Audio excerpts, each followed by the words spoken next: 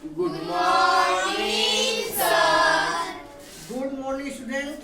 Sit down, please. Thank you, sir.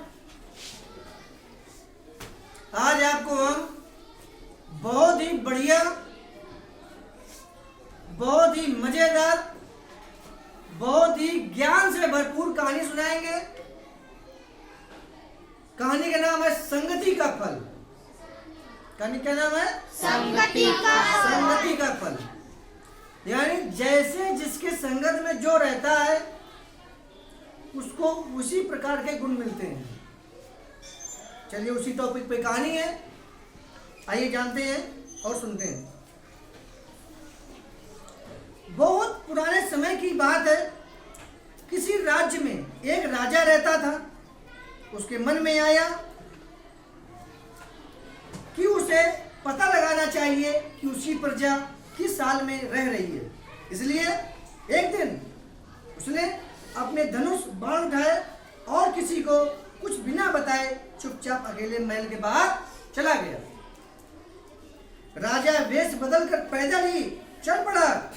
जब चलते चलते हुए थक गया तो बीच रास्ते में ही एक बड़े पेड़ के नीचे बैठ गया। उसने धनुष बाण बगल में रखे और चादर ओढ़कर जमीन पर लेट गया। राजा ये पता करने निकल गया कि लोग मेरे खिलाफ कैसी सोच रखते हैं। अपना वेश बदल लिया कि लोग ये न समझे कि ये राजा है। और चलते चलते वो थक गया था तो एक पेड़ के नीचे चादर ओढ़ के लेट गया। देखिए आगे क्या होता है। राजा थका हुआ था, इसलिए थोड़ी ही देर बाद उसे नींद आ गई। उसी पेड़ की डाल पर एक कौवा बैठा था।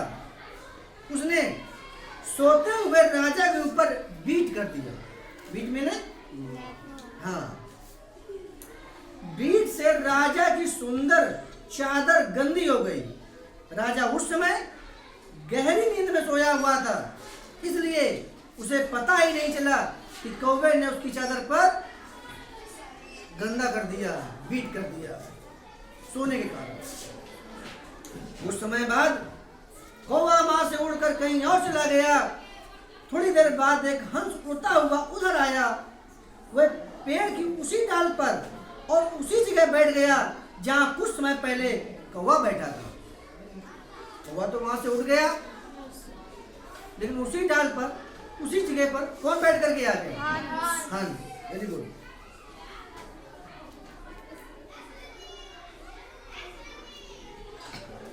तभी राजा की नींद खुल गई। राजा उठ बैठा। उठते ही उसकी नजर अपनी चादर पर पड़ी जो बीट से गंदी हो गई थी। वह बहुत क्रोधी स्वभाव का था। उसने गर्दन उठा करके देखा ऐसे करके, तो पेड़ पर हंस बैठा दिखाई दिया। उसने समझा कि इसी हंस ने ही मेरी चादर गंदी कर दी। क्रोधी राजा ने आओ देखा ना तो उसने तुरंत धनुष और बाण उठाया और तीखा बाण चलाकर हंस को बेचारे को मार डाला। बेचारा हंस तीर लगते ही जमीन पर घायल होकर तड़पने लगा। तड़पते हुए उसने राजा से कहा, हे राजा, मैंने ऐसा कौन सा अपराध किया था कि तुमने मुझे बाण से अपना शिकार बना लिया? मैं तो निर्मल जल में रहने वाले पक्षी हूं। ईश्वर की ये कैसी लीला है।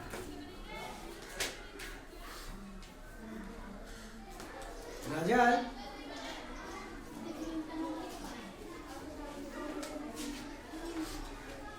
बेचारा हंस से तीर लगा हुआ है, जो राजा से प्रार्थना कर रहा है और कह रहा है कि हम तो निरपराध हैं, मुझे तीर आपने क्यों मारा? देखिए आगे क्या होता है। केवल एक बार उस दुष्ट कौवे की जगह पर बैठने की मुझे इतनी बड़ी सजा मिल रही है कि मेरे प्राण जा रहे हैं। जो सदा दुष्टों के साथ रहते हैं उनका क्या हाल होता होगा। हंस ने क्या सोच कहा कि कौवे के जगह बैठने पर मुझे ये सजा मिल रही है, मुझे प्राण मेरे लिए जा रहे हैं, तो यदि गृहस्थ के साथ में जो उसके साथ में जो लोग रहते होंगे पशु पक्षी, उन्हें क्या भुगतना पड़ता होगा। हंस ने प्राण छोड़ने से पहले राजा से कहा, हे राजा, तुम दुष्टों की संगति कभी मत करना, क्योंकि उसकी संगति का फल ऐसा ही होता है। राजा को अपने अपराध का बोध हो गया। अब वह बहुत पछता रहा था, लेकिन हंस को बचाने के लिए वह कुछ भी नहीं कर सकता था।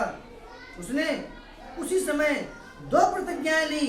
पहली, वह कभी किसी सोचे विचारे और बिना समझे हुए आदमी पर बाण नहीं चलाएगा।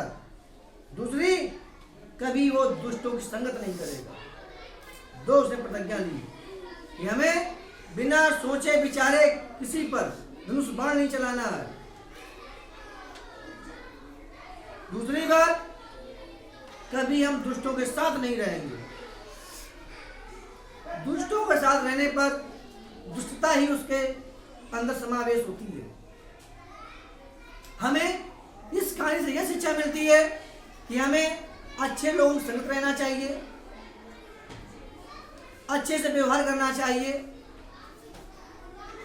अच्छे नैतिकता की बातें सीखना चाहिए और दुष्टों से हमें दूर रहना चाहिए। आप लोगों ने देखा होगा कि एक फल की भरी टोकरी में ताजे फल आप ले आइए, उसी टोकरी में एक सड़ा हुआ फल रख दीजिए, तो क्या देखेंगे कि वो अच्छे जो ताजे फल हैं वो भी फल सड़ जाएंगे। समझ रहे हैं ना? Yes, sir. तो अच्छे के साथ ही हमें दोस्ती करना चाहिए, गलत के साथ दोस्ती नहीं करना चाहिए। कैसी लगी कहानी? बहुत अच्छी। चलिए, वेरी गुड।